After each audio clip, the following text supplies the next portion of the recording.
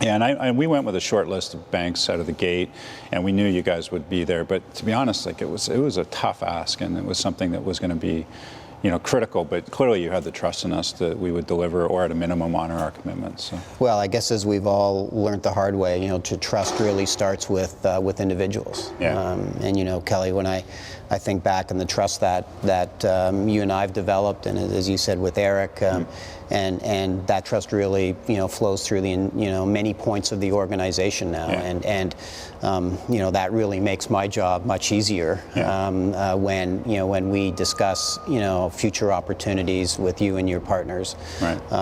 That it all comes back to trust. Yeah. No, I agree. It's worked out well, and now with the homes trade that we just did, that was another example Right. of bringing something out and that whole leverage to the housing recovery is going to play out well for us, and your franchise is perfectly set up to support us in that regard. So. Well, not only by industry, but when you take a step back and look at geography, given Yeah. your, the strength that you have in Brazil, throughout Latin America, Europe, Asia, when I think of Credit Suisse's business today and where we excel in the markets in which we're continue to invest in, the overlap between our two organizations is really a great fit. And when I think of the goals and objectives that you as an organization have, I think of the skills and the products that Credit Suisse excels in.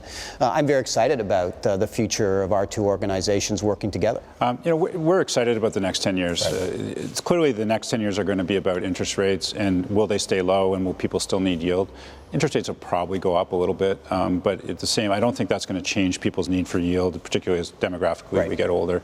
And the asset class, the alternative asset class, is going to be a good alternative for people to participate in away from the equity markets or in concert with them. Yeah, well, we're battle tested for sure, but part of it was the strength of the relationships and having you guys support us through that. And I think that was the true test for all our relationships and for our balance sheet and the assets that we own. And we came out of it. It was the ultimate stress test. And Right. I don't think anyone would have wanted it to go on much longer, but we certainly, have been able to build on that. And it feels like the next 5 years actually are going to be very positive and a good time to be in equities and a good time to do what we do. And, as an alternative asset class, I think if people finally understand the brand and what we're trying to do and how we manage ourselves as operators first with, financial prudence and that's where you guys, I think, have always understood from day one. So.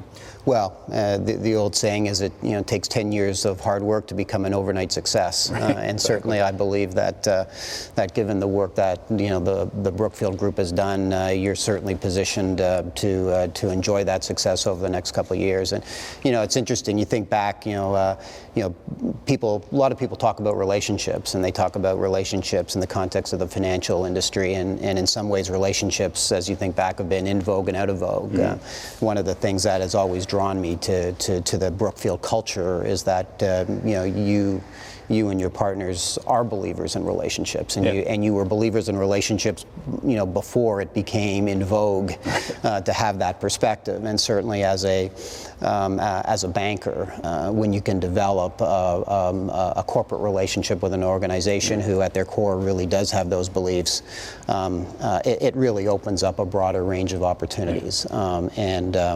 As I think about the interactions I have with my partners, around the world, on the Brookfield account, the Brookfield group of companies, that relationship really is fundamental to the success that we've had. Well, it's interesting. I think back of when we were really trying to establish and grow our business in Canada. And it was very clear to me that if we were going to be successful in Canada and really become a part of the CS network, we needed to have a relationship with Brookfield. Yeah. And so, we prioritized that.